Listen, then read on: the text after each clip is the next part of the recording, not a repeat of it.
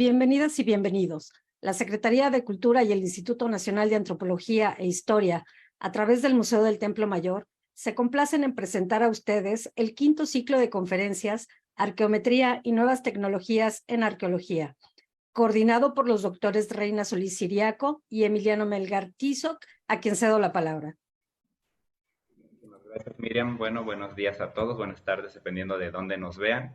Bueno, el día de hoy continuamos con este quinto ciclo de conferencias y tenemos un trabajo en coautoría, ¿no?, de dos excelentes colegas que son Mircea Quinto Sánchez y Verónica Schuster, que nos van a hablar sobre morfometría geométrica en vasijas de cazadores-recolectores del centro sur de Argentina y Chile, análisis de los patrones de uniformidad, disparidad de la forma. Antes de darles la palabra a ellos y darles la bienvenida, vamos a leer sus breves semblanzas curriculares. Mircea Quinto Sánchez es doctor en Ciencias Naturales por la Universidad Nacional de La Plata, Argentina, maestro en Antropología por la UNAM, biólogo por la Universidad Autónoma del Estado de Hidalgo y técnico en Emergencias Médicas por URGEMET. Actualmente es profesor asociado C de tiempo completo, adscrito al Laboratorio de Antropología y Odontología Forense de la Escuela Nacional de Ciencias Forenses de la UNAM. Es parte del Sistema Nacional de Investigadores Nivel 1, ha participado en numerosas publicaciones nacionales e internacionales y publicado 2 libros. Sus líneas de investigación versan sobre la variación cranofacial humana, protocolos de identificación humana, gestión integral de panteones y fosas comunes, genética de inestabilidad en el desarrollo, métodos para la determinación de ancestría por medio de caracteres faciales, aplicaciones de morfometría geométrica en la arqueología, entre otros. La doctora Verónica Schuster es investigadora del Instituto de Diversidad y Evolución Austral del CONICET, con lugar de trabajo en el Centro Nacional Patagónico en la provincia de Chubut, Argentina. Es directora del proyecto de investigación Arqueología del Valle Inferior Medio del río Chubut, en la provincia de Chubut, en la Patagonia, nuevamente de Argentina. Especialista en estudios de cerámica en arqueología de grupos de cazadores-recolectores de la misma Patagonia. Su licenciatura fue en Antropología por la Universidad Nacional de Rosario y el doctorado en Arqueología por la Universidad Nacional del Centro de Provincia de Buenos Aires. Entre sus publicaciones, que tiene bastantes, tiene numerosos proyectos de investigación y ha participado en más de 120 trabajos de campo en provincias del centro, noroeste y sur de Argentina, y se ha desempeñado como docente universitario de nivel medio, como consultor contratado para el estudio y conservación del patrimonio arqueológico, evaluadora para el CONICET y trabajo de diversas revistas científicas, y ha ejecutado o participado en tareas editoriales. También ha participado en las publicaciones en revistas nacionales e internacionales, presentado trabajos en congresos y en reuniones científicas, ha coordinado y ejecutado la divulgación de la ciencia y realizado informes técnicos y científicos en organismos públicos y privados. En los últimos años ha editado y evaluado o participado como autora del primer libro dedicado a la cerámica arqueológica de cazadores-recolectores de la Patagonia Argentina, con el objetivo principal de sintetizar el devenir y el estado actual de este tipo de estudios en la región patagónica, que cuenta con un solo estudio en más de una década de trabajos sistemáticos en dicha temática. Bienvenidos, Mircea, bienvenidos, Verónica, y adelante. Muchas gracias. Muchas gracias. Ahí voy a presentar y Berito va a comenzar. Así que ahí estamos, Vero, si quieres. Gracias, Perfecto. Adelante, ahí se ve. Adelante. Ahí se ve bien. Bueno, en principio agradecerles a todos. Bueno, primero buenas tardes a los colegas argentinos y buenos días a los colegas mexicanos, ya que tenemos una diferencia horaria de 3 horas. Es un gusto y un placer participar. Gracias por la invitación a Reina y Emiliano. Y bueno, también agradecida de poder participar en este trabajo en coautoría con Mircea. Bueno, este es el trabajo que vamos a presentar hoy, titulado Morfometría geométrica en vasijas de cazadores-recolectores del centro sur de Argentina y Chile, análisis de los patrones de uniformidad y disparidad de las formas. Bueno, la siguiente diapositiva. Para comenzar, y de manera un poco introductoria al tema que vamos a presentar, quería comentarles un poco el marco de referencia de este trabajo, que se desprende de mi tesis doctoral, realizada entre los años 2006 y 2012, en la costa noroeste de la provincia del Chubut. Esto es Patagonia, Argentina, la zona más austral del continente americano. El objetivo de mi trabajo de tesis fue evaluar y explorar el uso de la tecnología cerámica en grupos cazadores-recolectores y tratar de estimar un uso o una funcionalidad dada a la tecnología cerámica en estos grupos, y además estimar una cronología o una antigüedad de su uso. La siguiente, Nex, por favor. La problemática de cerámica en cazadores-recolectores en la Patagonia Argentina, al momento de iniciar estas investigaciones en el año 2006, contaba con escasos antecedentes. En general, la arqueología argentina había dedicado poca información, pocos estudios sistemáticos, debido en principio a que el material cerámico frecuentemente se encontraba en los sitios arqueológicos de manera muy fragmentada. También este tipo de material en sitios de cazadores-recolectores aparece en menor frecuencia respecto de tecnologías líticas, por ejemplo, y los sitios en general son de superficie, por lo cual los fechados radiocarbónicos son complicados de obtener muestras factibles para datar, y todas estas características llevaron a un devenir y a un poco tratamiento respecto a este estudio en particular de cerámicas en grupos cazadores-recolectores hasta hace aproximadamente una década atrás, cuando no solamente yo comencé el trabajo de tesis sobre esta temática, sino que muchos investigadores también comenzaron a trabajar en la arqueología de distintas provincias de la Patagonia Argentina. Obviamente es una cuestión muy importante y muy interesante que se está replicando hasta el día de hoy, por suerte. En ese momento, las preguntas arqueológicas fundamentales eran ¿por qué estos grupos que son cazadores-recolectores móviles con una economía y un tipo de sociedad caracterizada por estos campamentos transitorios y esta movilidad permanente, empezaron a utilizar la cerámica? Entonces había un vacío de información respecto a para qué servía, cuál era su uso y cuál era su función, y también había un desconocimiento respecto a desde cuándo se había comenzado a utilizar, es decir, cuál era la antigüedad o la cronología que tenía dentro de estas poblaciones de cazadores-recolectores en la Patagonia Argentina. Siguiente, por favor. Acá vemos un mapa que representa las distintas provincias de la Patagonia Argentina, con los distintos fechados que tenemos de contextos cerámicos hasta el día de hoy. Como se puede ver, los fechados más antiguos que tenemos corresponden a las provincias del norte de la Patagonia, Río Negro y Neuquén, y la provincia de Santa Cruz presenta en el noroeste el fechado más tardío. Una de las cuestiones que caracteriza la región de la Patagonia Argentina es que esta tecnología cerámica es una tecnología que se perdió, que se dejó de implementar y de usar y de fabricar en los primeros contactos con los europeos. Y de hecho al día de hoy es una tradición que lamentablemente se perdió entre las poblaciones originarias por ejemplo, respecto al país vecino de Chile, que al día de hoy hay poblaciones originarias que mantienen la tradición, inclusive la forma de aprovisionamiento, los lugares de aprovisionamiento de fuentes de materia prima. Lamentablemente para la Patagonia Argentina es una tecnología o una tradición que se ha perdido completamente. La siguiente, por favor.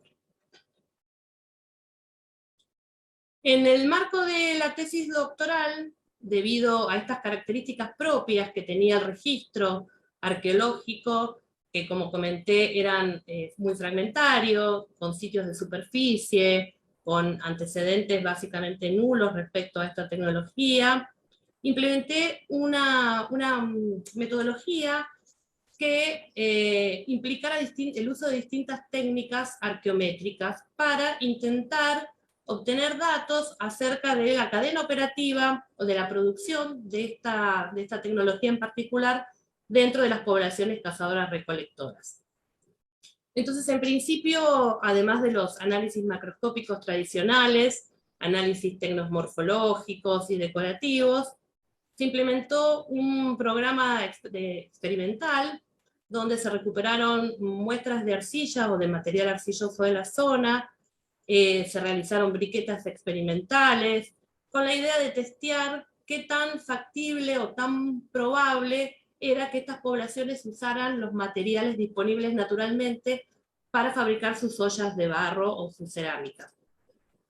Estas tareas de experimentación fueron también complementadas con la técnica de difracción de rayos X para poder estimar los minerales presentes y además los tipos de arcilla presentes no solo en las muestras de materiales arcillosos, sino también en los fragmentos cerámicos. Y por otra parte, esta técnica también nos permitía obtener datos indirectos acerca de las temperaturas de cocción que podrían haber estado expuestas a estas piezas. Por otra parte, también se estudió a nivel microscópico las pastas de la cerámica a través del uso de la petrografía para poder identificar los componentes de las pastas y estimar cuáles piezas podrían haber sido fabricadas localmente y cuáles serían piezas importadas o alóctonas en el área de estudio. Además, se implementaron también el uso de la técnica de diagnóstico por imágenes a partir del uso de radiografías. Esto fue con la intención de poder determinar el modo de manufactura de estas piezas, ya que debido al estado fragmentario no era posible observar las huellas características que quedan de la manufactura manual. Por otro lado también, estos sitios que estuve trabajando son sitios costeros, donde los materiales cerámicos han sufrido un proceso de erosión muy importante, debido a no solamente a la acción del viento, sino también a la erosión marina que caracteriza estos ambientes. Siguiente diapositiva, por favor. Estos estudios además fueron complementados con análisis de isótopos estables y de cromatografía gaseosa, con la intención de poder determinar cuáles eran los productos que habían podido procesarse o cocinarse en estas ollas de barro. Como estamos en una zona costera, queríamos saber cuáles eran los recursos, si eran recursos terrestres, marinos, o había un recurso en particular, y tratar de acercarnos a esta idea o a esta, en realidad, pregunta del por qué una sociedad cazadora-recolectora altamente móvil produce cerámica con el objetivo, con qué objetivo toman su tiempo para trabajar la arcilla, buscarla y fabricar ollas de barro. Entonces teníamos dudas de que por ahí hubiesen podido cambiar los tipos de recursos que consumían a partir de esta nueva tecnología que incorporaba. Este trabajo de tesis, que bueno, no voy a comentar específicamente ahora todos los resultados, pero me quiero focalizar a cómo nace esta investigación que planteamos con Mirja. Tuvo una etapa siguiente que fue en colaboración con Mirja justamente, sobre reconstrucciones en 3 dimensiones de las piezas cerámicas. Teníamos fragmentos, piezas reconstruidas, ensambladas, teníamos un prototipo en 2 dimensiones de cómo habían sido las piezas, pero no contábamos con una forma lo más cercana posible a lo que habían sido en la realidad. Entonces, junto con Mirja planteamos este trabajo. Fue el primero, y el día de hoy el único, que presenta reconstrucciones en 3D de piezas de cazadores-recolectores de toda la Patagonia Argentina. A través de este trabajo también pudimos explorar cuáles eran las capacidades que tenían estas piezas. Había piezas más pequeñas, había piezas más grandes, y además el peso que tenían, y esto nos sirvió para estimar qué tan probable era o tan factible era que estas piezas pudieran moverse junto con estos grupos de cazadores-recolectores de acuerdo al peso que tenían. Siguiente, por favor. Brevemente, entonces, con esta batería de estudios y de análisis que se aplicaron en la tesis, y después con las reconstrucciones virtuales que hicimos con Mirja, pudimos acercarnos a una hipótesis que devenía en que piezas con perfiles simples, que tenían pastas con minerales y rocas que eran compatibles con la zona geológica que corresponde a la costa noreste del Chubut, serían piezas locales, piezas de producción local por estos grupos de cazadores-recolectores. Mientras tanto, piezas con perfiles compuestos, es decir, piezas que presentan cuellos, piezas que presentan asas o bordes reforzados y que además en su composición presentan pastas que no son compatibles con la geología local, eran consideradas como piezas alóctonas, que bien podrían haber ingresado a la zona costera del Chubut por contactos entre estos pueblos directos o mediatizados a través de algún tipo de feria, y que habrían llegado a la costa de Patagonia desde la zona central de Chile, la zona centro-sur de Chile, perdón. Siguiente, por favor. Bueno, volviendo ahora, después de este breve marco de referencia, la propuesta de continuidad de este trabajo que realizamos con Mirja fue explorar a través de la morfometría geométrica, una técnica que Mirja maneja muy bien porque ha sido su tema de trabajo durante mucho tiempo, a los estudios arqueológicos, de los cuales en general hay pocos antecedentes, pero para el caso concreto de la cerámica arqueológica era una técnica que no se había aplicado en Patagonia, Argentina, y el único antecedente o caso de estudio que existe al día de hoy es un estudio en Chile, aplicado a cerámicas de Chile. Entonces, planteamos esta nueva propuesta. Este objetivo era estudiar la forma de los perfiles de las piezas de cazadores-recolectores de Argentina y el centro-sur de Chile, a partir de la morfometría geométrica, y como hipótesis de investigación planteamos que debería haber mayor variabilidad de las formas a partir de una mayor distancia geográfica. Siguiente, por favor. Bueno, como les comentaba, el área de estudio de este trabajo corresponde a la Patagonia Argentina y al centro-sur de Chile específicamente, si bien para estos estudios de morfometría geométrica también hemos utilizado otras piezas cerámicas también de grupos cazadores-recolectores, pero de la región pampeana, con la idea de poder tener mayor volumen del número de muestras y mayor variabilidad de piezas cerámicas para poder contrastar a partir de esta técnica específica. Siguiente, por favor. Brevemente, para comentarles, sobre todo a las personas que desconocen cómo es esta parte de Argentina, la Patagonia tiene una variedad de ambientes y de geografía. Tenemos la zona cordillerana, brevemente para comentarlo, con características, con bosques y lagos, la zona intermedia de Patagonia, que son las mesetas o la estepa, y la zona de la costa atlántica, con playas que pueden variar, desde playas de suave declive a playas de acantilado abrupto hacia el mar. Siguiente, por favor. Bien, ahí tenemos en la Argentina una división, un mapa con la división de las zonas geográficas, también para una mayor ubicación de las muestras. En el caso de este trabajo, tenemos cerámicas de la región patagónica, de las provincias de Neuquén, Río Negro y Chubut, de distintos ambientes de estas tres provincias, y de la región pampeana, de la provincia de Buenos Aires y de Entre Ríos. Siguiente. Para la zona de Chile, se tomaron muestras cerámicas de la zona sur, la región que se conoce como ríos y lagos. Siguiente, por favor. Y en esta imagen lo que podemos ver es cómo se distribuye el número de muestras de de muestras cerámicas, por supuesto, que tenemos por provincias, y también el número total de muestras que tenemos para Chile. Siguiente. Bueno, el caso en estudio, queríamos nosotros tener la mayor representación de piezas de cazadores-recolectores posibles.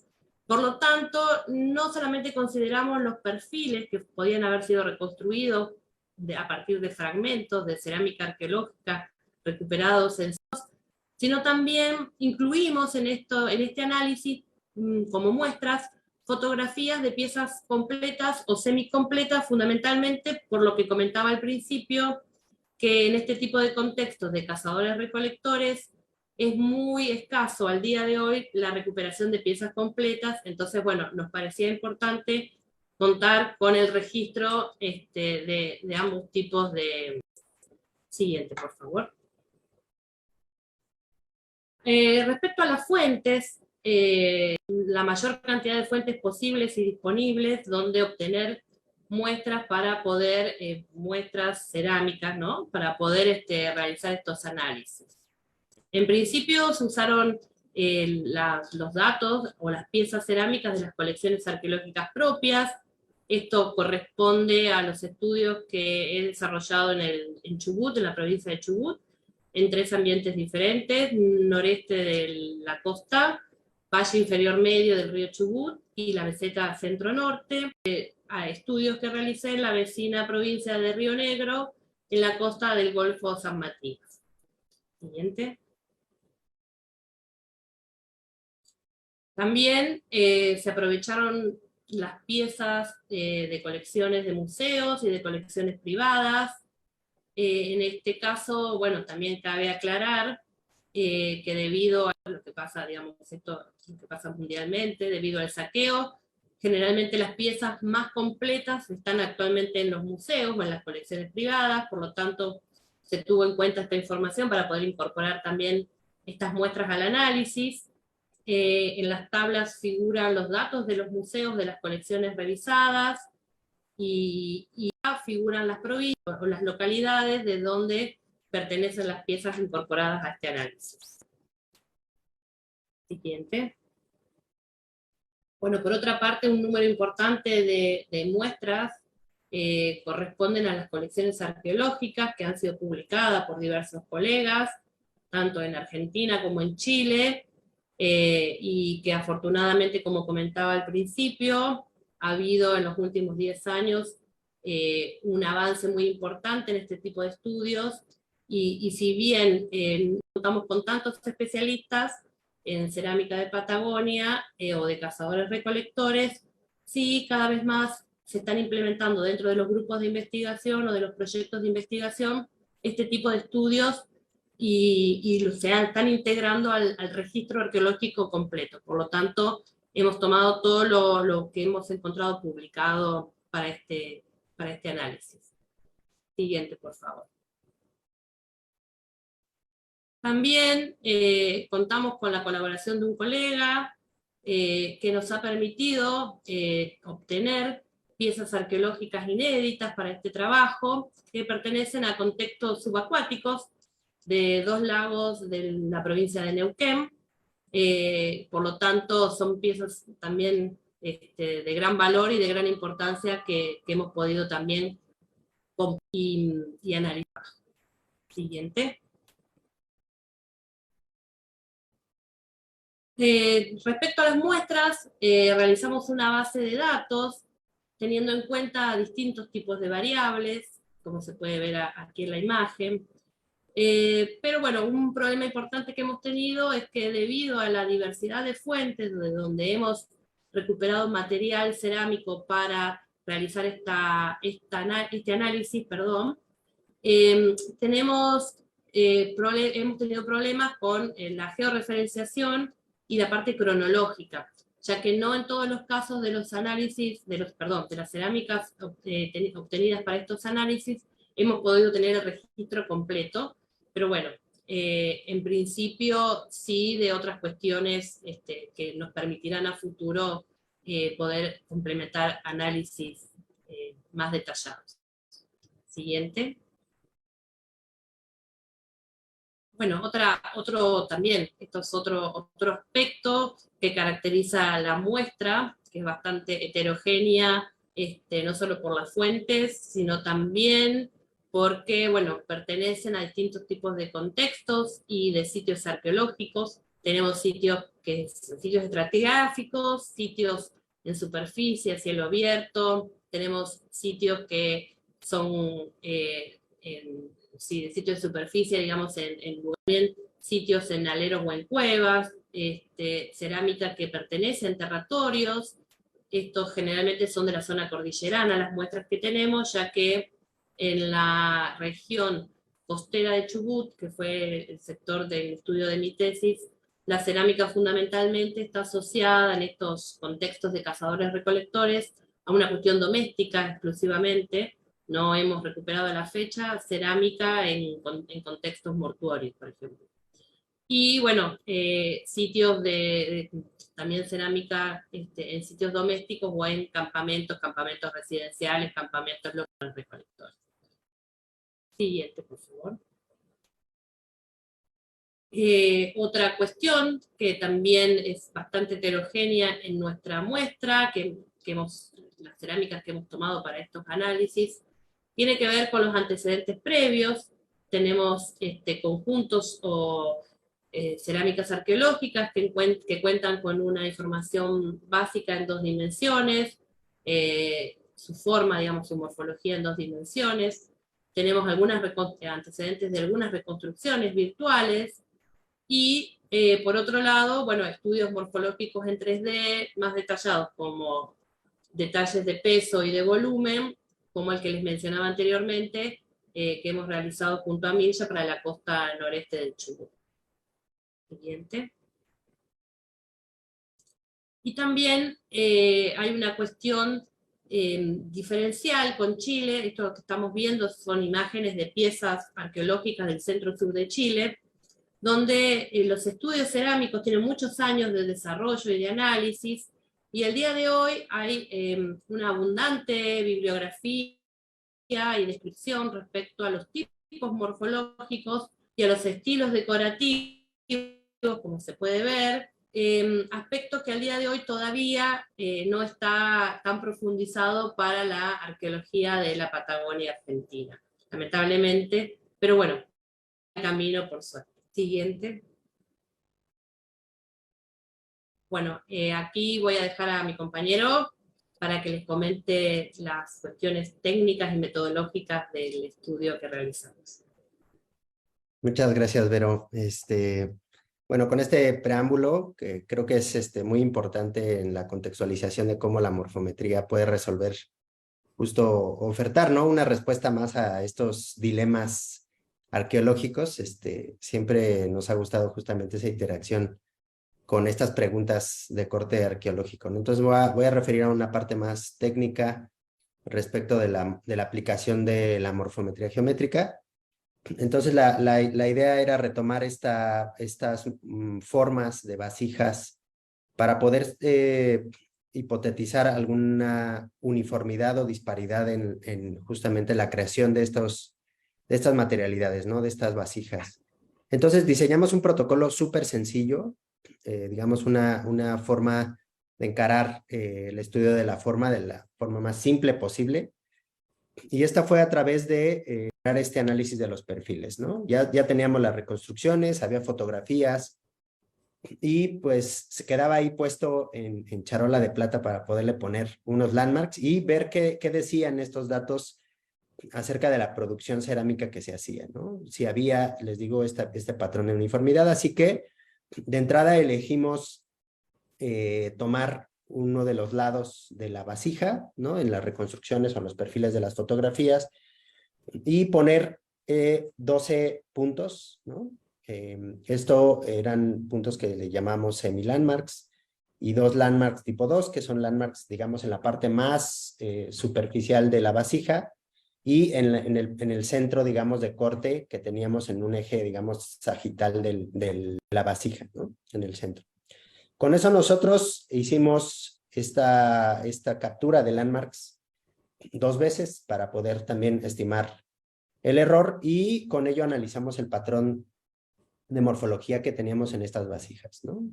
Fue así de sencillo. Entonces, como pueden ver, acá sería la idea, digamos, de cómo en el marco de aplicación de este protocolo quedaría, y esto es como se vería ya en una vasija real, digamos, ¿no? En la captura de los puntos.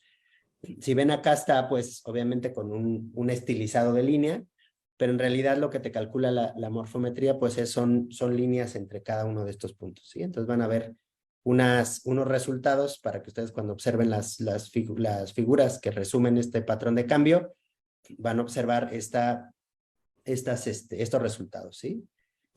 La morfometría geométrica emplea una metodología estándar que viene justo de la parte de la biología, que es conocido como el análisis generalizado de procrustes, ¿no? Lo que hace básicamente este criterio de ajuste de los datos es generar cuatro pasos generalizados, ¿no? Yo puedo tener formas de vasijas que son pequeñas o que son dispares entre ellas, que tengan formas muy diferentes, inclusive que cambien muchísimo en tamaño. Y yo voy a poner estos landmarks que les digo en cada una de ellas, ¿no? Este es mi primer punto, en donde yo hago un registro de estos puntos en todos en todas las vasijas que yo tenga, en todos los casos de estudio que yo tenga, y les digo, afortunadamente la morfometría, a pesar de que los dibujos o las fotografías hayan sido tomadas no con la misma referencia espacial, nosotros podemos llevarlos a un mismo sistema de coordenadas, ¿no? El paso que hace justamente la morfometría, el segundo paso que hace es llevar todas estas configuraciones a un mismo tamaño, ¿no? Los hace todas de tamaño 1. Entonces, con eso quita este factor como algo importante, ¿no? Este factor de tamaño se puede estudiar aparte y se puede tener inferencias en torno al tamaño, pero de entrada al quitarlo, lo deja invariante a ese efecto, ¿no? Que eso es algo muy importante en la morfometría. Luego lo que hace en la parte C es llevar a todas esas vasijas, ¿sí? Ahora nada más puse 2, pero bueno, lleva a todas a un mismo espacio de configuración, ¿no? Las traslada a que todas coincidan en su centroide. Entonces calcula el centroide de todas las piezas y las lleva a un mismo centroide, ¿no? Y eso es maravilloso porque ya le quitó el tamaño, ya la trasladó todas al mismo espacio de configuración, y finalmente lo único que me falta es que todas coincidan en una parte, digamos, de diferencias de forma. Y para eso utiliza un criterio de mínimos cuadrados, ¿sí? En lo que hace una iteración automática en el programa, a donde las distancias de cada par de landmark sea la mínima posible de ese espacio, ¿no? Ahí termina el algoritmo y dice, ok, tú ya tienes el mínimo espacio entre todas las vasijas que puedas tener, ¿no? Entre todos los sujetos de estudio de este análisis, ¿no? Entonces, al final se hacen estos cambios de los datos, que se le llaman cambios ortogonales, porque en realidad son cambios rígidos de las estructuras, no modifica su morfología, sino simplemente los lleva a un mismo espacio de configuración que nos permite el análisis de los datos, ¿sale? Entonces, nosotros vamos a terminar con nuevas coordenadas que son invariantes a los efectos de rotación, traslación y de escala. Y aquí podemos ver un ejemplo de cómo serían los datos después de haber pasado por el análisis generalizado de procrustes, ¿no? Fíjense, cada uno de esos puntos sería una vasija de la muestra que tenemos en este estudio. Y además nos regala una forma de visualización en donde podemos ver el cambio de una forma promedio para esa muestra respecto de algún factor, por ejemplo, de alguna población, del eje de alguna variabilidad, que ahora lo vamos a ver, ¿sí? Entonces yo voy a poder ver los cambios asociados a determinados ejes de variabilidad. Y eso es muy padre, porque con eso ya nosotros podemos traducirlo, ¿sí? En respuestas de corte arqueológico, ¿no? Que ese es el interés de este estudio. Entonces, este es el fundamento de la morfometría geométrica, ¿no? Esa es, digamos, su ventaja, que te permite quedarte con la información de la forma como tal de cada una de las vasijas y además estimar formas medias, ¿no? Y poder contrastar entre, pues, cuánta variable a uno se le pueda ocurrir, ¿no? Ahí sí ya es mucho de la praxis arqueológica. En este estudio lo que hicimos fue esta línea de diseño experimental lo primero que hicimos, bueno, pues aplicar el análisis regresado de Procrustes, que ese es lo básico. Una vez que teníamos nuestras coordenadas de landmarks, hicimos una prueba de error de medición, es decir, medimos las vasijas 2 veces para ver que no hubiera efectos de la puesta de landmarks. Después hicimos un análisis de individuos fuera del rango de variación normal, porque como venían, digamos, también de fuentes tan diversas, queríamos ver qué tanto esa disparidad podía afectar o no a la muestra, ¿no? Y entonces, digamos, por estándar también, en la morfometría geométrica se hace este estudio como un estándar, digamos, de procedimientos, ¿no? Para ello, utilizamos 2 herramientas. Una es el programa que ven ahí que se llama MorfoJ, en donde automáticamente en ese programa se identifican qué tan lejanas están determinadas piezas de la media, ¿no? Eso es básicamente lo que hace. Y a través de este paquete de R, ¿no? También pudimos estimar las distancias de Mahalanobis y hacer una gráfica para ver hasta dónde quedaban en distancia determinadas vasijas, ¿no? Eso para nosotros también era de interés porque identificar vasijas que tengan formas muy dispares a lo que uno espera en una variación puede tener una traducción, digamos, arqueológica, ¿no? Y eso creo que es de suma relevancia. Finalmente, en el punto 3, digamos, corrimos los análisis estándar que se hacen en morfometría. El primero, pues, es el análisis de componentes principales, que es como uno de los análisis que más se puede utilizar para explorar los datos. Y utilizamos la técnica de análisis discriminante, multivariado y univariado, o sea, comparaciones entre grupos. En este caso, entre las provincias, porque era de interés ver qué tanto ese patrón de provincias podía cambiar entre toda la muestra, ¿no? Así que exploramos qué pasaba en esos espacios. Y finalmente, quisimos ver si a través de una agrupación de un clúster, pues cuántos grupos se formaban naturalmente en los datos. Digamos, decirle, a ver, yo tengo estos perfiles, tú a través de este índice de Hover, ¿no? Dime cuánta cantidad de grupos naturalmente se formarían sin que yo le meta ningún dato previo, ¿no? Digamos, que lo teníamos, y eso podría ser después para hacer más análisis.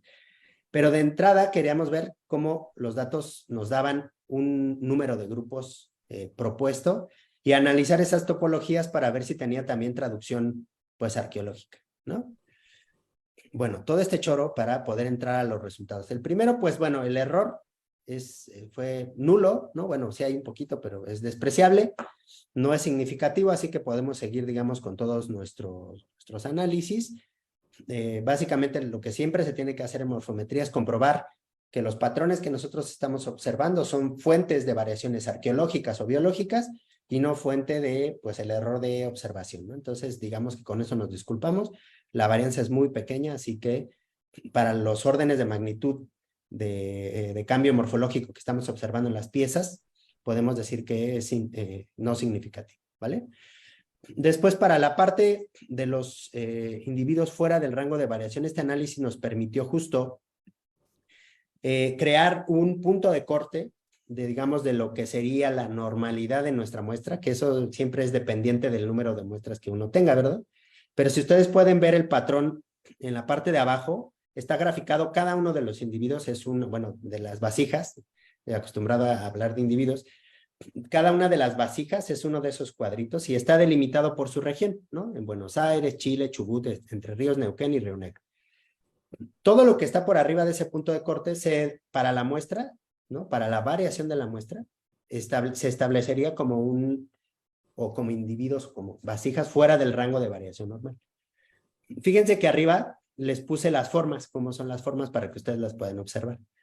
Una de las más discordantes es esta 47 de Chubut, pero fíjense que aunque tiene esa forma tan rara, no sale tan digamos, tan diversa como la 34 y la 35, que fíjense que son unos tipos como de formas en donde la base es muy pequeña y luego se abre muchísimo, ¿no?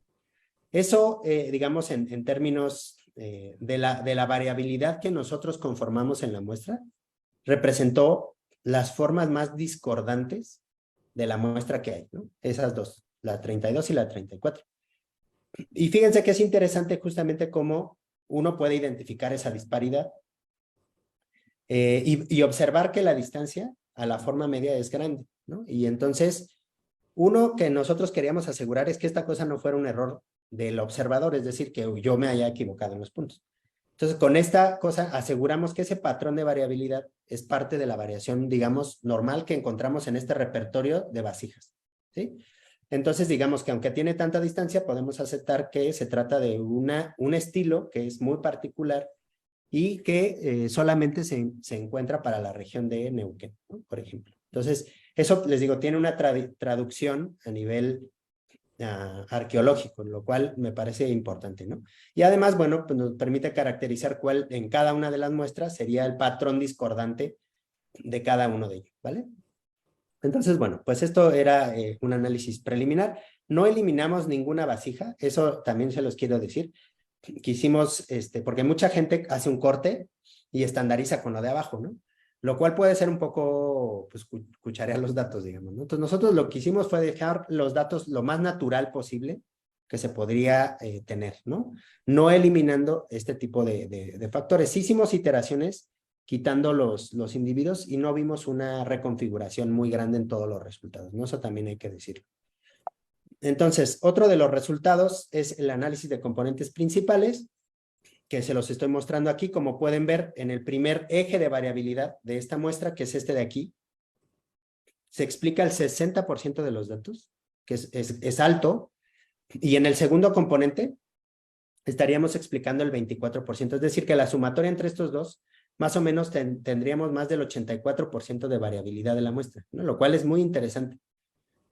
Y acá, en la parte B, podemos ver la traducción de los cambios morfológicos que se observan en cada uno de estos componentes, ¿no? Por ejemplo, hacia componentes negativos, que es esto de acá, este de verdecito más oscuro es Buenos Aires, observaríamos este tipo, ¿sí?, de vasijas, ¿no? Fíjense los cambios de forma. La forma media es esta, y los cambios hacia el lado positivo de ese eje son estos de acá, ¿sí? Unas bases más esféricas, ¿no? Y sobre eso tenemos un gradiente de cambio asociado, ¿sí? Si nosotros nos vamos al segundo componente, observaríamos un cambio en esa globularidad, donde se hacen vasijas más cerradas y más globulares, ¿no? Y finalmente el tercer componente tiene que ver con qué pasa con el cuello, ¿no? La presencia y ausencia de ese cuello, que lo vemos aquí. Y estos cambios nos permiten a nosotros también traducirlos en sentidos arqueológicos, ¿no? Porque fíjense que una de las maravillas de este análisis, cuando observamos el primer componente principal, observamos este cambio longitudinal en las piezas, ¿no? Tenemos en el lado negativo a Chile, luego vendría Chubut, Neuquén, y al final esta elipse de poca variabilidad que está aquí es Chile. Entonces tenemos la parte latitudinal. Este análisis tiene la ventaja de que uno lo puede rotar, o sea, lo puede, digamos, espejear, y es totalmente el mismo resultado, ¿no? O sea, no tiene esa parte, digamos, de tener un lado que positivo o negativo, o sea, es irrelevante, digamos, para el análisis.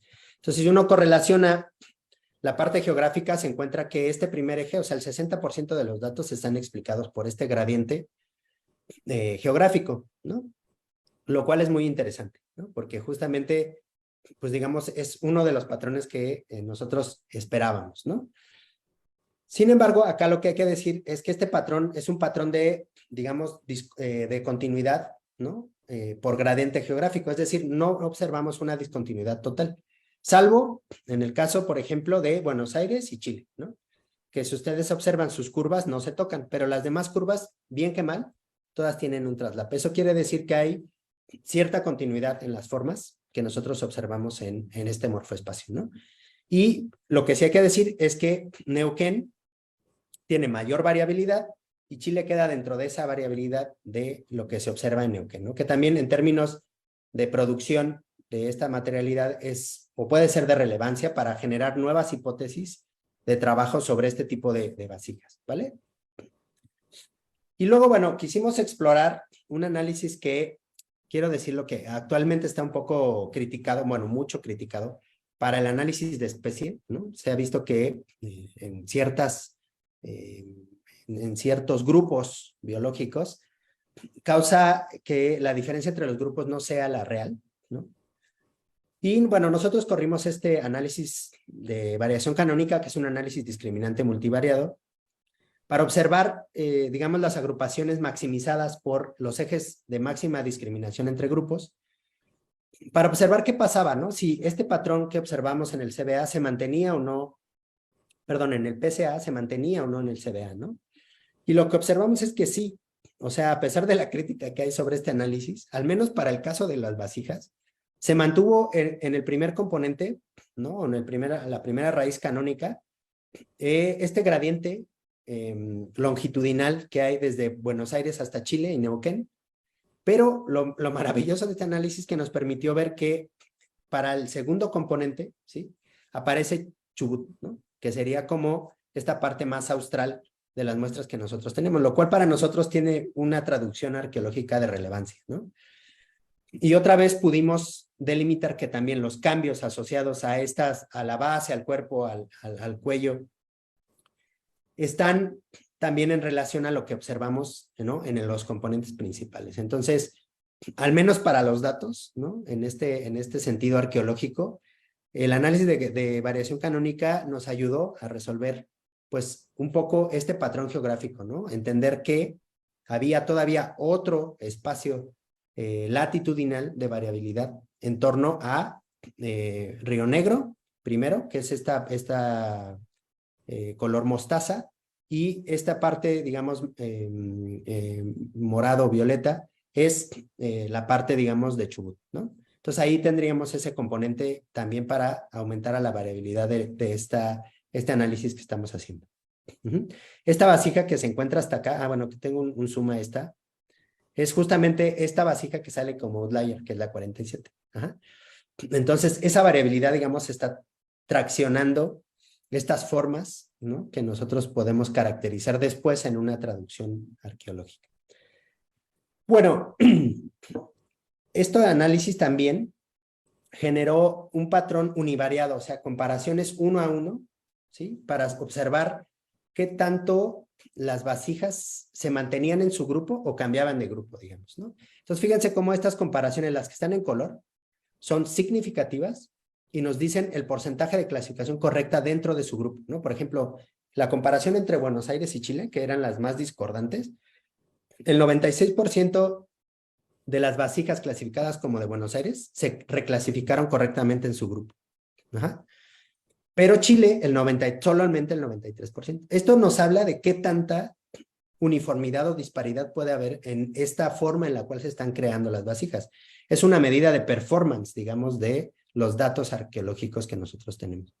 Fíjense que hay muestras que no obtuvieron una significación, todas las que están en gris no obtuvieron una significación estadística, y vean por qué, porque los porcentajes son bajos, ¿no? Ahora, sí hay que ver que esto tiene que ver mucho con los números muestrales. Por ejemplo, Entre Ríos son poquitas vasijas, son 6, ¿no?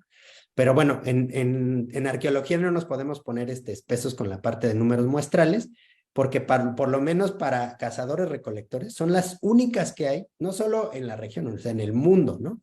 Entonces, para nosotros era de relevancia también incluirlas y compararlas con otro grupo, ¿no? Y bueno, lo que sí observamos es que después en el clúster, pues sí se aislaron a un grupo específico, ¿no? Entonces, además de esto, además de que nos permite ver cómo los números muestrales están superponiéndose o no, nos permite comparar las formas medias, ¿no?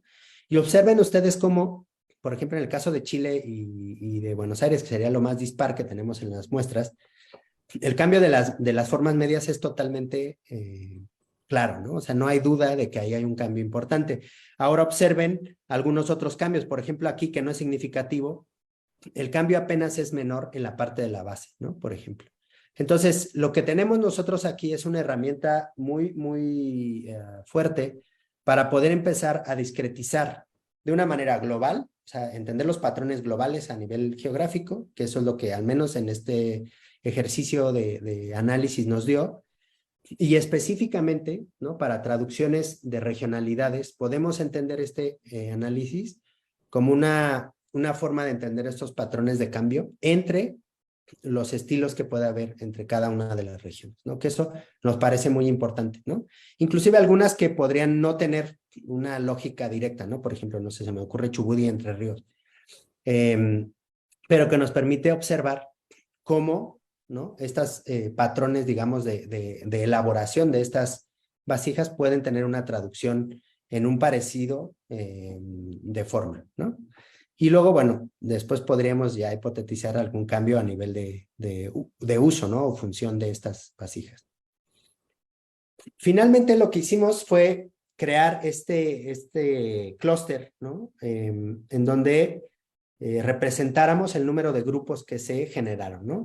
Este método lo que hace es generar, o bueno, testa 30 metodologías y por un criterio de mayoría nos dice cuántos grupos habría naturalmente en los datos. Entonces, el número más frecuente con 14 métodos fue 2, ¿no?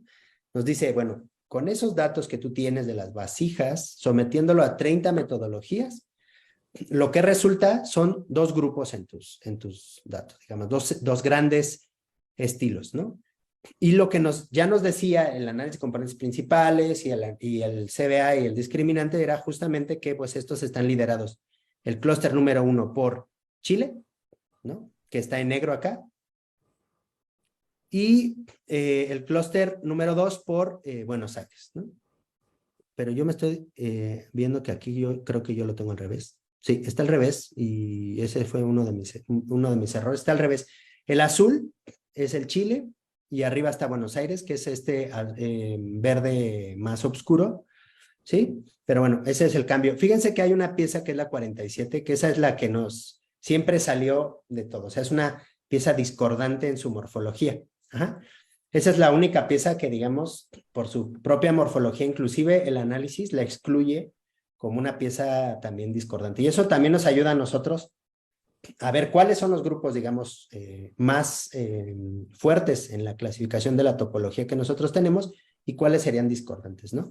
Una cosa importante es ver que todas las vasijas asociadas entre ríos quedaron cercanas al clúster de Buenos Aires y fíjense que la mayor, digamos, cantidad de vasijas de Neuquén y de Chubut quedaron en el clúster de Chile, ¿no?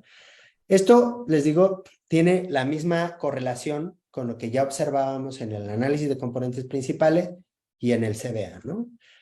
Esto, lo más importante, digamos, para nosotros ha sido encontrar, ¿no?, que los patrones de uniformidad de la muestra son concordantes entre todos los análisis que nosotros tiramos, ¿no? Lo cual es muy bueno porque nos dice que este patrón, digamos, de creación de estas formas, de estas morfologías que nosotros observamos en las vasijas, digamos que son reales, ¿no? O sea, son producto, digamos, de una realidad morfológica como tal. No son artilugios estadísticos, dado que estamos secundando por lo menos por 4 análisis el mismo resultado. Y aquí lo que tenemos, digamos, es la forma más básica de discontinuidad que puede haber, que serían 2 grupos, ¿no? Esto lo vamos a ir viendo un poquito rápido aquí. Punto número 1, hipótesis sobre probable, digamos, vías de circulación o de estilos cerámicos en la zona de Patagonia, desde Chile hasta Buenos Aires, sería esta parte longitudinal. Al menos las formas nos están diciendo que ahí hay una exploración que tenemos que hacer con otros datos también complementarios, ¿no? Esto no nos dice toda la verdad absoluta, sino simplemente nos permite dar otra hipótesis para poder trabajar después con algunas otros datos que tenemos en las bases de datos, ¿no? Que eso también es importante. Como esta forma también podría estar representada en otras dimensiones de tratamientos cerámicos que nos comentó Vero, ¿no? A través de otro tipo de análisis arqueométricos o de otros tipos de propiedades que pueden tener también estas vasijas. PCA, ¿no?, entonces nos habla de este patrón longitudinal. El CBA nos ayuda también a discretizar este otro eje latitudinal hacia Chubut, ¿no? Les digo, aquí el patrón está al revés, pero les digo, como se puede espejear para donde ustedes quieran, esta cosa es irrelevante. Y bueno, finalmente con el discriminante 1 a 1 más este patrón del clúster, ¿no? Podemos también decir que en términos generales nuestros datos tendrían 2 grandes discontinuidades. Esta es lo que ya habíamos visto en el PCA y en el CBA, Chile y Buenos Aires, digamos, ¿no? Pero bueno, nosotros nos quedamos con la parte del gradiente, digamos, ¿no? Siempre hay que reflexionar esto siempre sobre los números muestrales que manejamos. Hay que tener cautela de decir que esto es como rajatabla ya la verdad absoluta. Por el contrario, esto debería de ser contrastado con muchos más datos a nivel arqueológico. Desgraciadamente no teníamos las coordenadas de todos los sitios, porque eso hubiera sido interesante ver la interpolación de la distancia geográfica respecto de la variabilidad morfológica. Eso se puede hacer, un mapeo de geografía, que hubiera sido, bueno, eso fue creo que una de las primeras hipótesis que manejamos con Vero. Pero bueno, no, el que nos haya salido esta parte, digamos, de distribución geográfica nos ayuda a tener una hipótesis fuerte de trabajo, ¿no? A contrastar con otros datos arqueológicos, ¿no? Que eso es, creo que, algo de lo más importante. Y bueno, finalmente un poco como para abrir más bien la discusión y también que Vero pueda traducir un poquito, yo dejaría nada más esta reflexión sobre esta parte de cómo la morfometría geométrica es una forma para empezar a testar estas hipótesis arqueológicas, ¿no?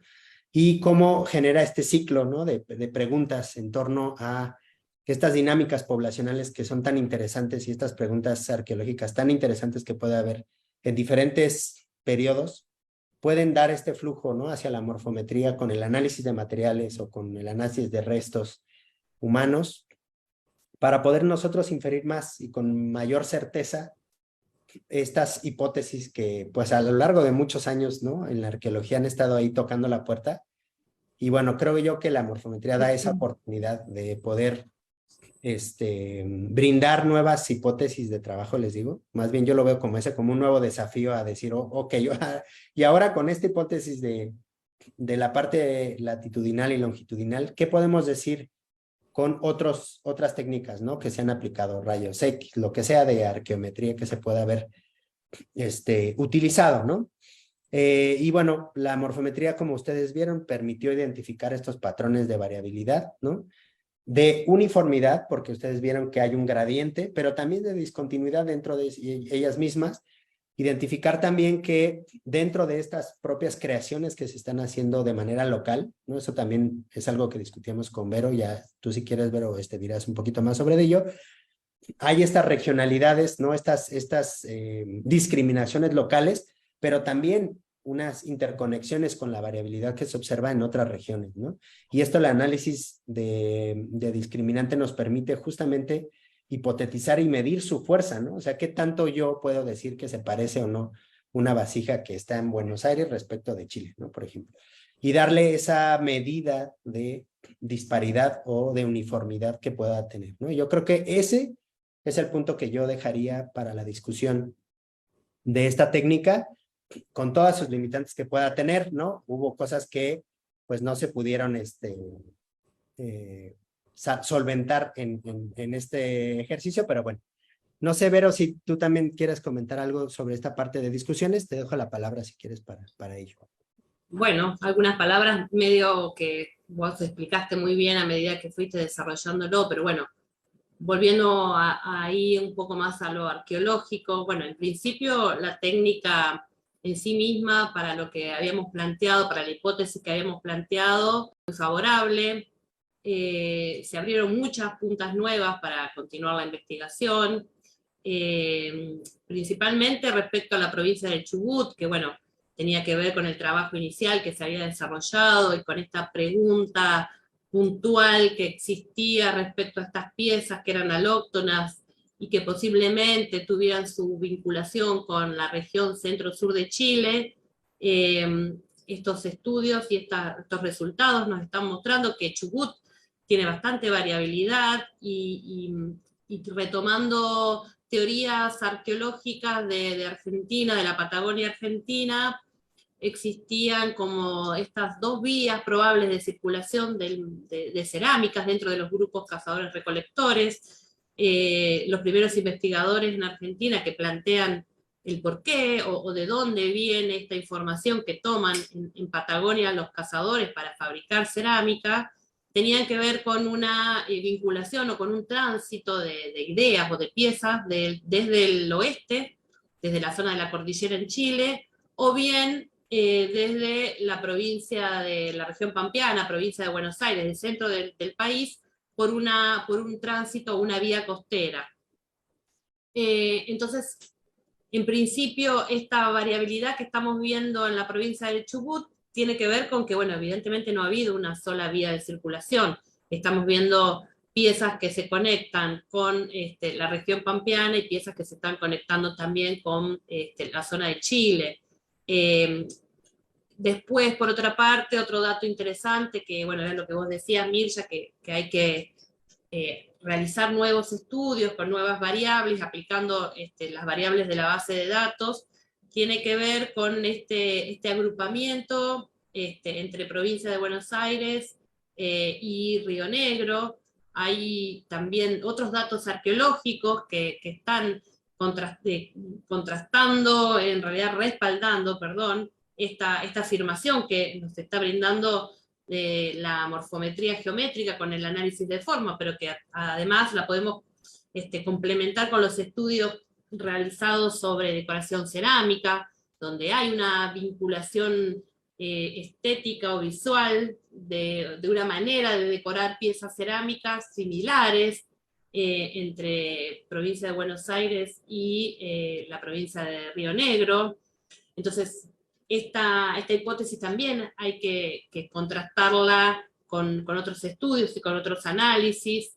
Y por otra parte, bueno, esta uniformidad que vemos en Chile, en la cerámica de Chile, que bueno, bien puede tener que ver, ahí habrá cosas también que revisar de la técnica, quizás que tenga que ver esta uniformidad con una colección o unas piezas cerámicas que están muy estudiadas y que tienen mucha referencia y que hay muchos datos de distintas vías de análisis, o que tenemos un número muestreal más grande, o tenga que ver realmente con que tenían un patrón muy estandarizado.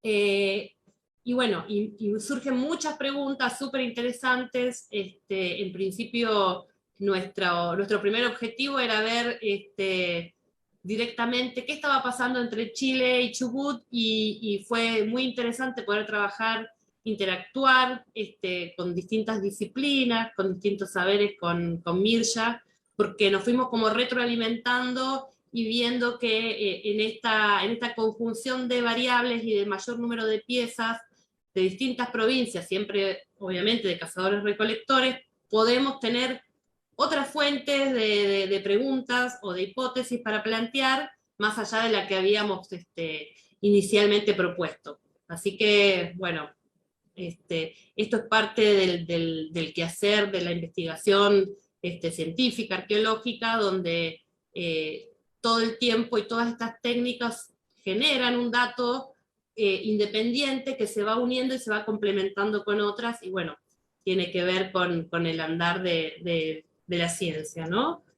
Así que bueno, más o menos ese sería mi cierre, y que bueno, que estoy muy contenta de todo lo que puede salir de este trabajo, que en este caso sería como el inicio, ¿no? Porque bueno, hay muchas cosas para seguir haciendo. Claro, pero sí es bien importante, como igual, nada más para finalizar, decir igual de la diversidad de lo que se observa en este repertorio de vasijas, pensando en la idea de que los cazadores recolectores también era como que su cerámica tampoco tenía esta visión de tanta diversidad, ¿no? Y lo que se observa, pues es un patrón súper interesante. O sea, a mí en lo personal es lo que me dejó más impactado esta captura de forma que se hace, es de wow, o sea realmente en términos de innovación está también muy padre, ¿no? Y es todo el debate sobre esta cuestión del uso de cerámica en este tipo de grupos, ¿no? Que también en México creo que ha sido poco estudiado, entonces ojalá que sea un detonante también para que se estudie. Y pues nada. Bueno, y agrego esto último, nada más, perdón, que a raíz de lo que decís, Mirja, bueno, me hiciste recordar que en general había una cuestión que era muy global y muy abarcadora en la arqueología argentina, como que se hablaba de cerámica de pueblos cazadores-recolectores como algo muy uniforme y muy general, y no se tenían en cuenta estas variedades que había dentro de los grupos, dentro de los distintos ambientes que ocupaban, de los distintos recursos que consumían, y que bueno, ¿no? En parte esta como sería como la palabra de cierre, que en realidad este trabajo nos está mostrando toda la diversidad que hay de formas, y no hablar simplemente de un estudio de cerámica de cazadores-recolectores como algo muy, muy global y general, porque bueno, no lo es. Exactamente. Pues eso es todo. Muchas gracias por su atención. Gracias a todos. Muchísimas gracias, Mirsha, Verónica, por tan interesante charla que nos han dado el día de hoy sobre, bueno, la aplicación de este tipo de metodologías, como es la morfometría geométrica, con un nivel de detalle, pues, muy preciso, ¿no? Con muchísima estadística y procesos de revisión, de validación de los datos. Y como decían ustedes, ¿no? Cuando uno ve, bueno, cuando le enseñan a uno, ¿no? En cuestiones de teoría arqueológica y análisis de materiales, muchas veces, ¿no? Están estos modelos y estos pensamientos un poco como de corte evolucionista, ¿no? De que cazador-recolector carece de cerámica y cuando la tiene es de ser muy sencilla y de un solo lugar, ¿no? Entonces acá con estos estudios, pues, como señala Verónica, ¿no? Hay una mayor diversidad, variedad y complejidad de las formas cerámicas de que lo que normalmente se nos explica, ¿no? Con estos modelos evolucionistas, ¿no? Y sobre todo, también es muy interesante con todas estas mediciones, ¿no? Que ustedes están mostrando, ¿no? Cómo hay las similitudes que diríamos, a ojímetros se hacían, bueno, algunas sí se coinciden, y hay otras que con estos clusters, estos grupos, pues uno puede ver la separación bastante más marcada o tajante, ¿no? Entonces, eso es bastante interesante, ¿no? Tratar de validar, ¿no? Porque una cosa son las propuestas que, ¿no? Digamos, la gente que nos precede, ¿no? Que pues a muchos lo hacían ojímetro, o bueno, como habían también no había tanta sobreespecialización como en nuestra época, entonces uno ve, ¿no? Estos pioneros de nuestros distintos países, ¿no? Que excavan pues casi por todo el país y hasta los vecinos, ¿no? Entonces tenían como una mirada un poco más amplia, pero era como mucho de intuición, ¿no? De lo que estaban viendo al estar comparando las piezas, pero sin mediciones, sin datos, diríamos, más contrastables, ¿no? Entonces, con estos análisis que han hecho ustedes, pues realmente uno ve que, por un lado, la morfometría se puede aplicar a, diríamos, casi cualquier material, no en todos da los mismos resultados, y por la otra es que esta variedad, como ustedes señalan, ¿no? Hay que verla, o como decía Mirsha en la presentación, traducirla con la evidencia y las propuestas arqueológicas, ¿no? Porque no nos sirve de gran cosa poner, sí, las gráficas están muy bonitas, pero si no sabemos interpretar o relacionar con más fuentes de información de los contextos que nos están diciendo, pues nada más podemos, bueno, no se parecen entre sí, pero ¿y eso qué? ¿No? Entonces aquí algo que estábamos comentando nosotros cuando veíamos su trabajo era, bueno, no sé si lo hayan hecho, ¿qué tanta relación hay, por ejemplo, entre estos grupos que se hacen los clústeres del morfoespacio con el tipo de arcilla? Porque puede ser que también los grupos estén muy marcados por la arcilla en la cual se están haciendo las vasijas, ¿no? Entonces, digo, no sé si ya han tratado de cruzar ese dato.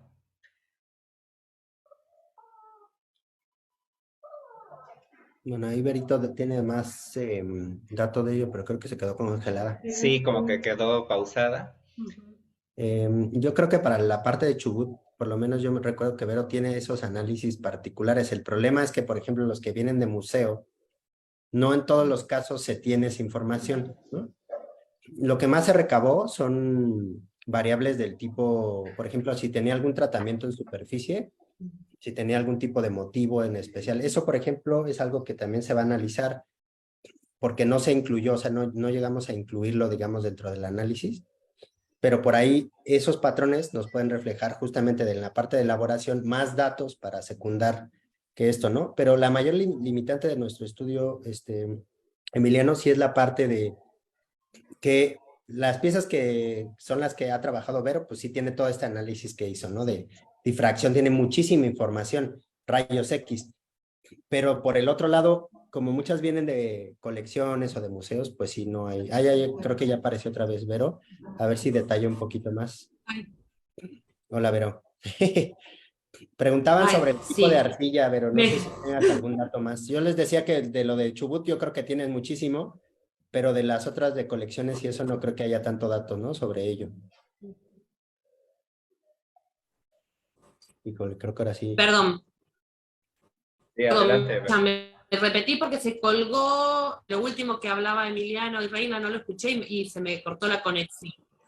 Sí, estábamos preguntando si en bueno, o sea, por un lado están marcados estos grupos que están encontrando estos clusters, pero si en el cruce de información, digo, no sé si lo hayas realizado, aunque tienes no toda esta parte de la difracción de rayos X, si se vio alguna relación entre la arcilla y los grupos, ¿no? Es decir, que cada uno de estos clusters está como asociados a determinada arcilla.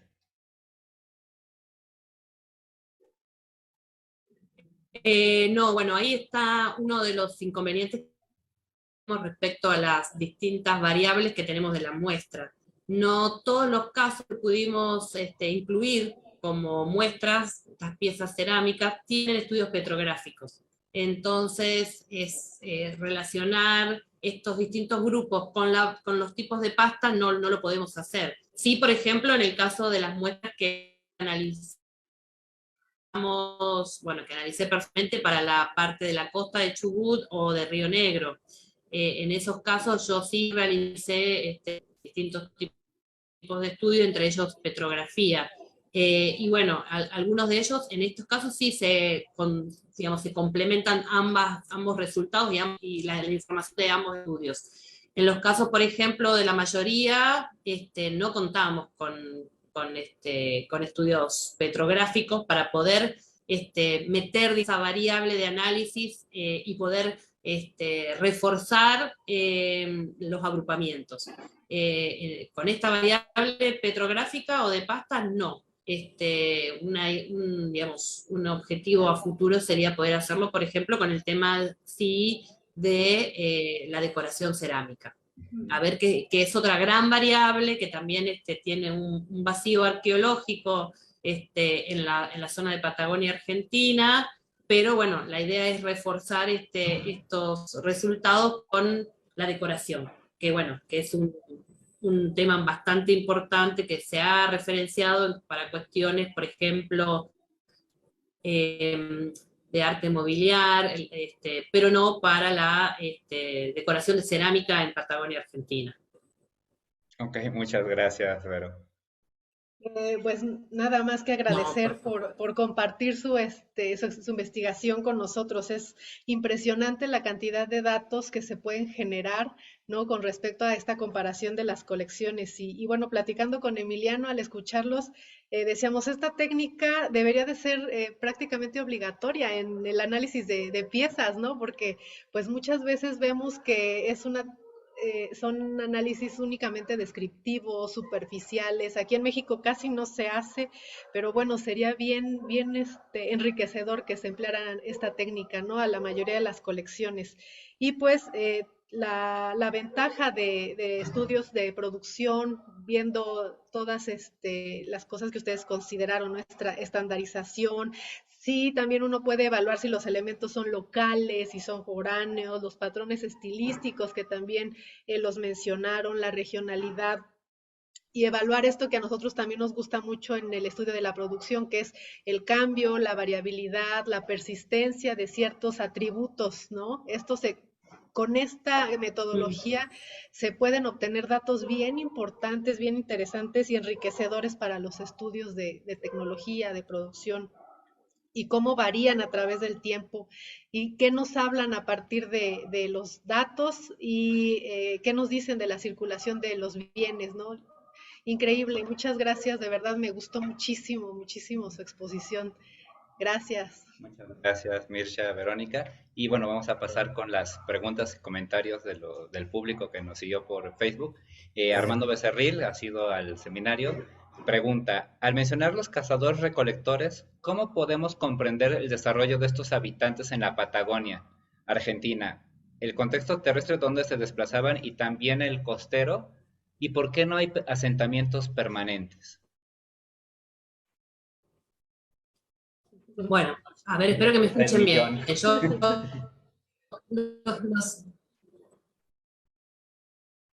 no sé, se corta un poco la comunicación, espero No que que quita me la Si imagen. escuchen quieres, bien. quita la imagen para que se escuche fluido tu voz, Vero. El video, Vero. Dale, a ver, ahí está. Sí, Mm. nítida la voz, Ahí, adelante. Sí, adelante. sí, no lo quería hacer porque bueno, pero es la forma para poder escucharnos mejor.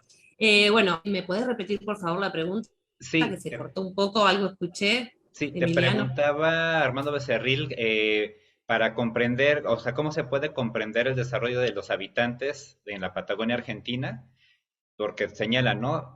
Habiendo asentamientos terrestres y también en los costeros, ¿por qué no hubo asentamientos permanentes?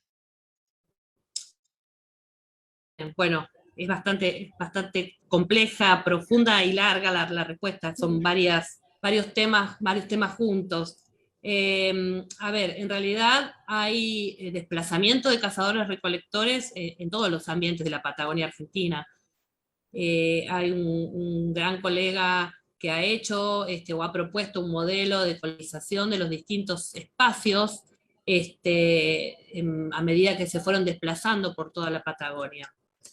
Tenemos antigüedades de cerca de 12.000 años, zona de Santa Cruz, representados, por ejemplo, en contextos de arte rupestre, en cuevas y aleros. Estos cazadores se desplazaron, obviamente, como decía, por todos los tipos de ambiente. En la zona donde trabajo yo, que es la provincia de Chubut, tenemos antigüedades, y es una provincia, digamos, que está al norte de estos fechados más antiguos, de 12.000 años en Santa Cruz. Tenemos fechados o antigüedad de pobladores, cazadores, recolectores de cerca de 6.000 años. Hay una cuestión también de sitios más antiguos de la provincia. Hay una cuestión con los sitios costeros que tiene que ver, bueno, obviamente con la fluctuación del nivel del mar, donde uno presupone que sitios con mayor antigüedad pueden haberse perdido con el ascenso del nivel marino.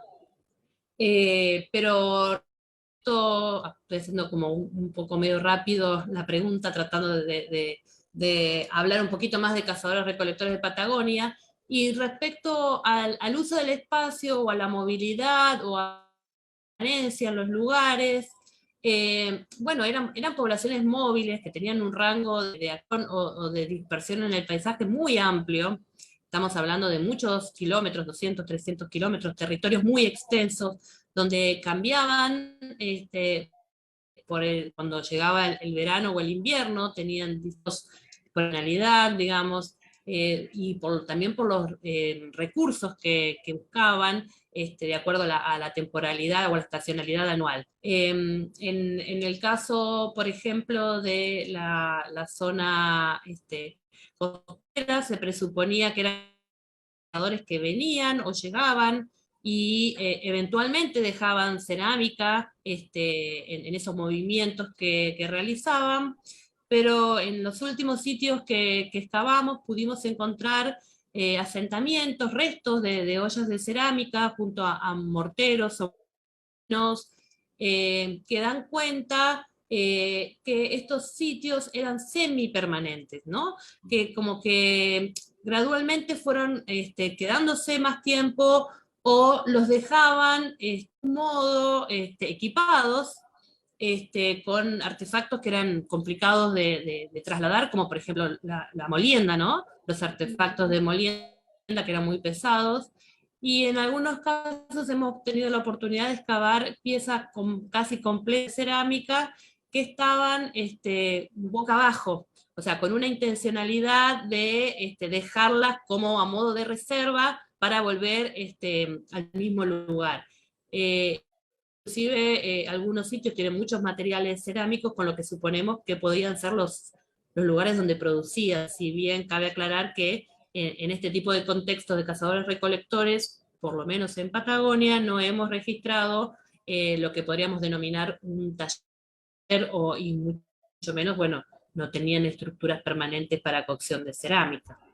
Pero bueno, fueron teniendo una movilidad paulatinamente más restringida, con sitios donde por lo menos dejaban equipamiento. Perfecto, muchas gracias, Verónica. No, por También favor. de Armando Becerril nuevamente. De acuerdo con las imágenes mostradas, ¿la cerámica que ha sido recuperada es mayoritariamente para alimentos y agua o se ha encontrado alguna para uso ritual? Y si acaso esta cerámica tiene engobe o alguna decoración en particular.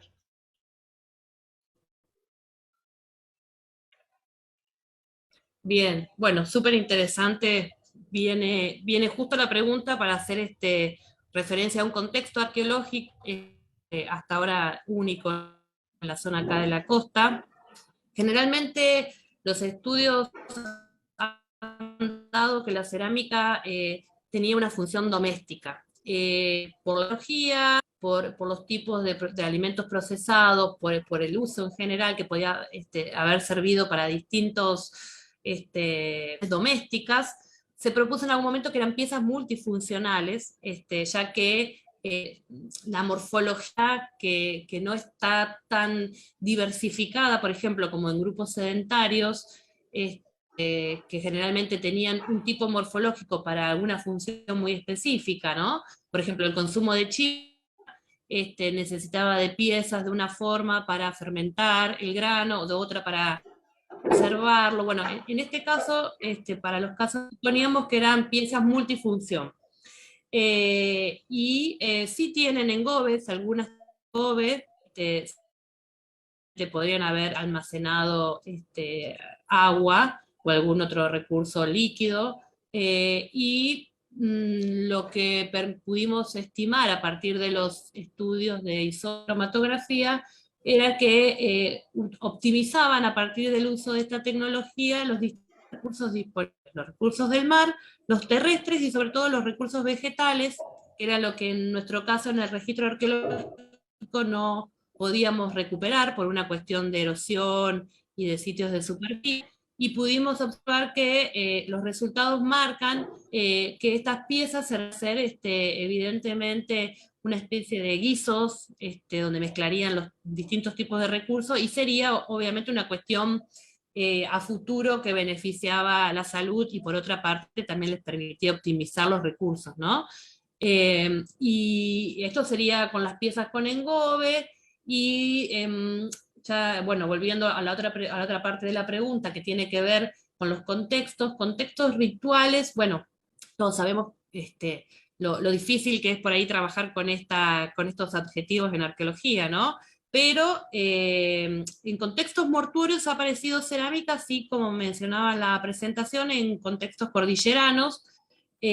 Acá en la zona costera yo no he recuperado cerámica, salvo en zona de cazadores, sitios de actividades múltiples de cazadores-recolectores, no asociados a entierros, que bien se han encontrado contextos mortuorios, pero sin este tipo de ajuar cerámico. Hay un caso muy particular que se recuperó una pieza cerámica con un engobe rojo, un asa, que tiene que ver con estas características que mencionábamos comunes a la zona de la cordillera de los Andes, a la zona fronteriza entre, bueno, lo que ahora se conoce como la actual Argentina y Chile, conjuntamente a restos óseos de guanaco que estaban dispuestos de una manera muy particular, con que seguramente no era local. Así que bueno, si hay algo que, entre comillas, ¿no?, podemos inferir o catalogar como ritual, podría ser ese contexto que hasta el momento es único y particular, ¿no? Ok, muchas gracias. No, por favor. No, ya, ¿verdad? Sí. Chavito. Alfonso Padilla, excelente trabajo de los doctores Mircha y Verónica, muchas gracias por compartirlo y muchas felicidades también. Gabriel Antolines, de Colombia, ¿qué cantidad de piezas fueron tenidas en cuenta para el estudio? 234 es el número muestral total. Ok. Radillotzin Rodri.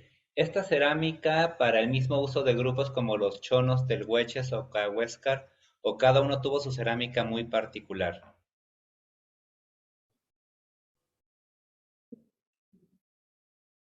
A ver si... Perdón. Sí, adelante, Verónica. Sí, se cortó la primera parte de la pregunta. Sí, Perdón, mira, está te pregunta muy mal la Badiotzin conexión. Rodri si la cerámica mostrada tenían el mismo uso en los grupos como los chonos, telhueches o cahuéscar, o cada uno tenía su cerámica muy particular. Bueno, estamos viendo esto, ¿no? Que cada grupo tenía su cerámica con su forma en particular, que no era tan homogéneo el panorama o la tecnología cerámica en los recolectores como en algún momento se creía. Así que no, cada grupo, de hecho, bueno, de la zona donde estoy trabajando, inclusive dentro de la provincia de Chubut, hay dos áreas diferentes, la costa y, por ejemplo, los lagos Múster y Colhuehuapi, que están al sur de la provincia de Chubut, y ahí estamos viendo, por ejemplo, que la cerámica tiene una forma decorativa muy particular que no aparece en otros grupos o en otros grupos de piezas, ¿no? Entonces, el estudio mismo que realizamos muestra que hay diferencias morfológicas y obviamente también las había en cuanto a la decoración cerámica. Perfecto, muchas gracias. Canto de lluvia, muchas felicidades a los investigadores, es un tema muy importante. Me gustaría saber si con los análisis de morfometría han logrado, con los análisis de fotogrametría han logrado establecer rutas de comercio y producción cerámica entre las dos regiones y en qué época se dieron. No, establecer rutas no es lo que estamos haciendo a partir de este trabajo, es como el primer paso a esta hipótesis inicial que teníamos, o de que, bueno, hay una conexión entre la cerámica que hemos considerado alóctona en la zona costera de Chubut con la cerámica, por ejemplo, que aparece en el centro sur de Chile. Esto es como un primer inicio. Si bien hay otras materialidades arqueológicas que respaldan esta vinculación, este intercambio o esta transferencia de saberes y de objetos entre pueblos o comunidades originarias que habitaban la costa de Chubut y, por ejemplo, la zona cordillerana de la misma provincia. Hay movimientos, hay información y saberes que están moviéndose en el espacio, pero no, digamos, no al momento no se puede establecer algo así tan patente como ruta de movilidad, ¿no? Hay otros investigadores que han trabajado con etnoarqueología y con crónicas históricas y han planteado que las zonas donde los grupos se movían como caminos, ¿no? Caminos, senderos o picadas, porque bueno, por una cuestión geográfica eran más cómodas o más simples para utilizar, pero no relacionado a un comercio o a una transferencia de objetos en sí mismo, ¿no? Una comercial.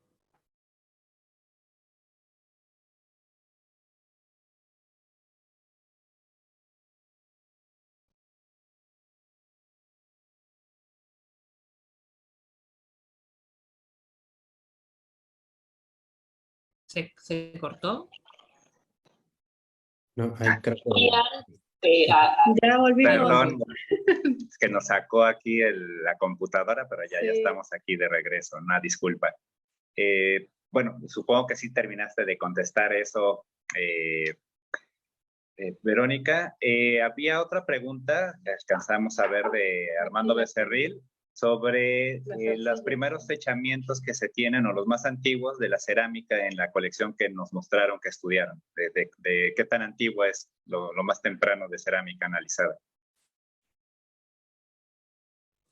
Bien.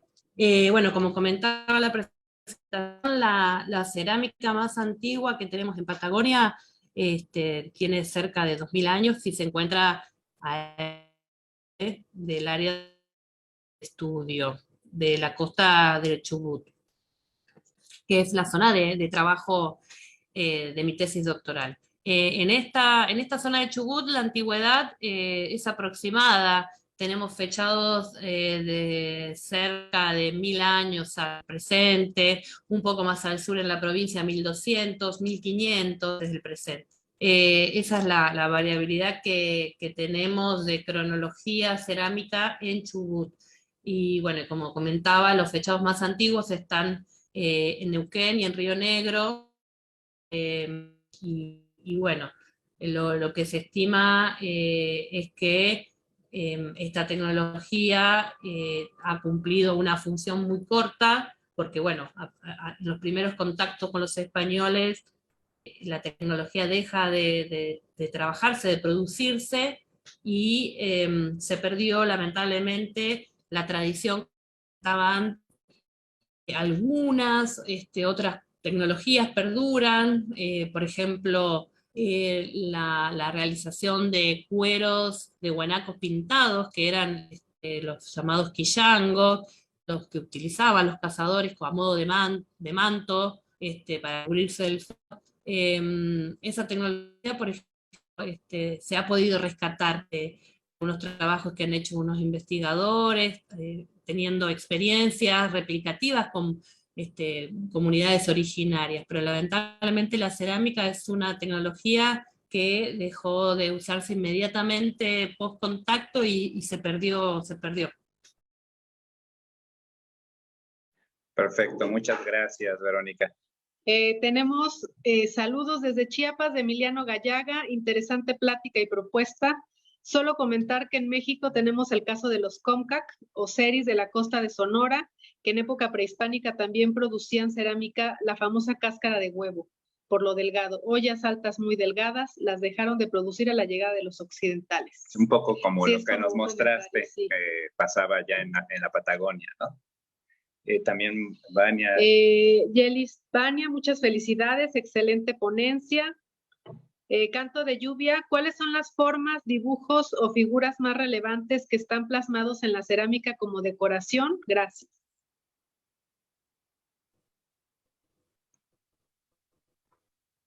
Bien, bueno, ahí tenemos un punto importante que era lo que comentaba que debería ser el paso siguiente de investigación.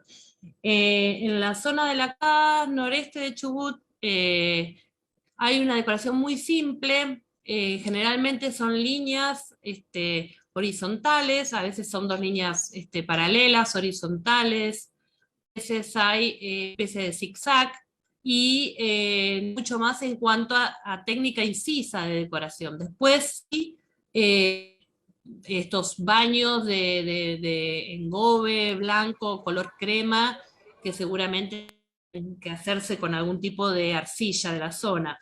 Y por ejemplo, esta casi nula decoración de cerámicas en esta zona de Patagonia contrasta con la costa de los lagos, al sur de la provincia, los lagos Colhué, Huapi y Múster, donde la decoración cerámica es muy abundante, son estilos similares, algunos al arte rupestre, regional, estilos de lo que se denominan grecas, sac, se han encontrado piezas decoradas con impresiones o sellos, algunos hechos con la misma uña o dedo de las manos, y ahí hay un repertorio muy amplio en cuanto a la decoración, que como comentaba, contrasta, por ejemplo, con otro ambiente dentro de la misma provincia. Así que bueno, es bastante variable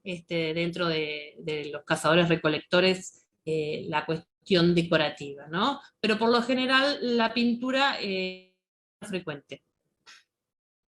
Muchas gracias nuevamente, Vero. No, de Marta nada. Beatriz Coronel manda felicidades. Pato Rusta, muchas gracias. Maravillosa conferencia, muy bien explicado. Gabriel Antolínez, en el registro arqueológico de Chubut han sobrevivido recipientes de otros materiales, madera, corteza, cestería, contemporáneos a la cerámica estudiada. Muy buena pregunta. No, lamentablemente en los contextos de la costa de Patagonia es muy difícil ese tipo de registro. Nada de madera, nada de cestería. Sí han aparecido en contextos de cuevas o aleros de piedra en la zona del valle del río Chubut, distante de la costa aproximadamente 600, 500 kilómetros, contextos particulares, ¿no? Esto que menciono, dentro de abrigos rocosos, otros investigadores trabajan en esa zona, sí han registrado, por ejemplo, el uso de caña coligüe, pinzas de caña coligüe, cestería, y otros hilados de fibras naturales que se han podido preservar. Pero en la costa, lamentablemente, asociados a la cerámica, sitios de super no. Ok, muchísimas gracias, Verónica. Son todas. Bueno, con esta última pregunta, son todas las que tenemos en el chat o que han llegado vía el Facebook, pero pues nuevamente no les agradecemos muchísimo el tiempo que dedicaron para mostrarnos nuestros estudios tan detallados. Bueno, con Mircha sabemos toda la parte de procesamiento estadístico y de validación de datos que se debe hacer para poder pues tener, ¿no? Valorar qué tan variado o es qué tan homogéneo están saliendo los datos.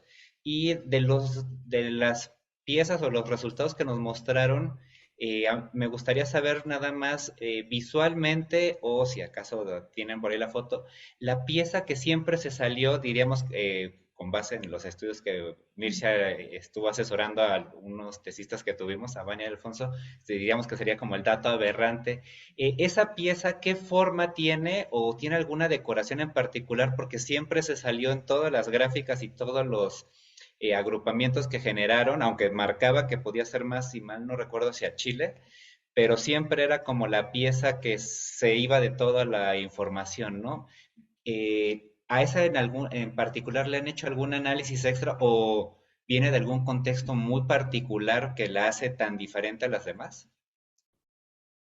Muy, muy buena pregunta, excelente.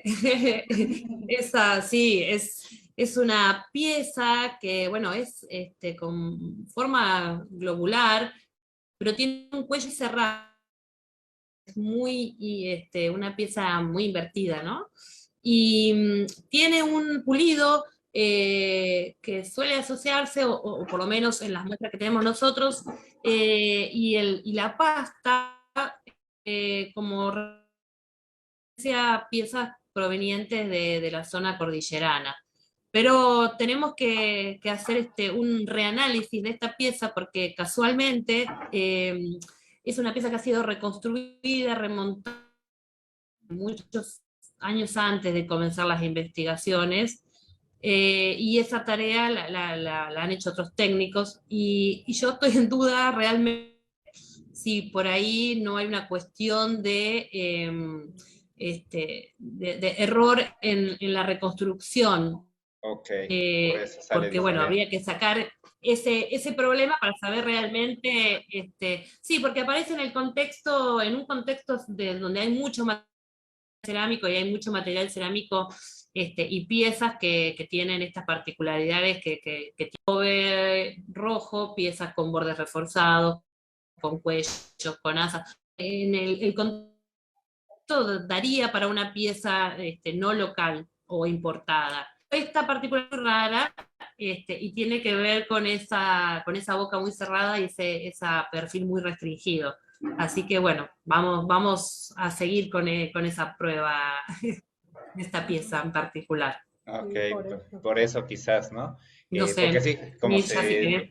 se disparaba de todas las gráficas, dije, bueno, esa a qué se deberá, ¿no? O sea, digamos que podía ser incluso hasta algo muy, muy foráneo, pero bueno, en este caso puede ser más bien, como señalas, Verónica, que en el rearmado y la restauración, pues quizás es una deformación, no intencional, pero de las personas de la pieza, ¿no? Claro, esa es, digamos, la duda que surge ahora después de estos análisis, ¿no? Porque si bien es distinta, ¿no? Por este invertido que tiene, bueno, realmente sacarse esta duda, porque bueno, sea el caso que sea, vamos a seguir ahí indagando, seguro.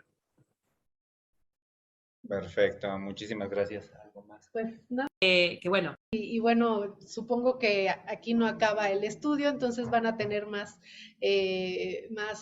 cosas que considerar en este análisis, ¿no? Las pastas, los otros elementos asociados a los asentamientos. Entonces, bueno, les pediría que sí nos tengan al tanto, porque sí está bien interesante los resultados que están obteniendo, ¿no? Muchas gracias. Y bueno, si hay alguna publicación o algún trabajo porque muchas veces la gente que nos ve Quiere nos buscar más piden, información. información al respecto. ¿Tienen algo por ahí publicado o en línea? Sí, está el artículo previo ese, Vero, eso lo podemos, y bueno, pues toda la producción que tiene Vero. Ok, perfecto, ¿no? Para ver si luego nos lo pasa y se puede pegar aquí bueno, en el chat del Facebook y el público que lo ve ahorita o en diferido, pues puede ahí con ese link o ese nombre, pues buscar la información, ¿no? Sí, se Pues los no, pasamos. Sí, por Sí, favor, muchas gracias. sí, muchísimas cómo no. gracias. ¿No? Voy a Muchas tratar de gracias. unirme por lo menos para la Sí, sí, sí. despedida, si no se cuelga. Ahí está. Perfecto, Verónica. Pues mil gracias, ¿no? Un gusto que, bueno, te conectaras desde por allá en Argentina con nosotros. En este caso, Mirsha, bueno, de aquí, está aquí en México Aquí como en nosotros. Guadalajara. Bueno, casi, pero, pues digo, la ciudad es gigantesca, pero bueno, estamos en la misma cuenca al menos. Exacto. Y pues les agradecemos este tiempo dado, compartido con el público del seminario.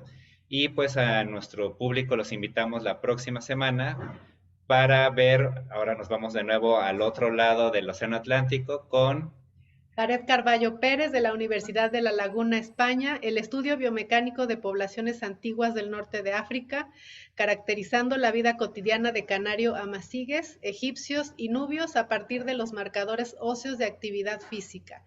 Muchas gracias y nos vemos el próximo miércoles. muchas gracias y hasta la próxima semana. Muchas gracias. Un gusto.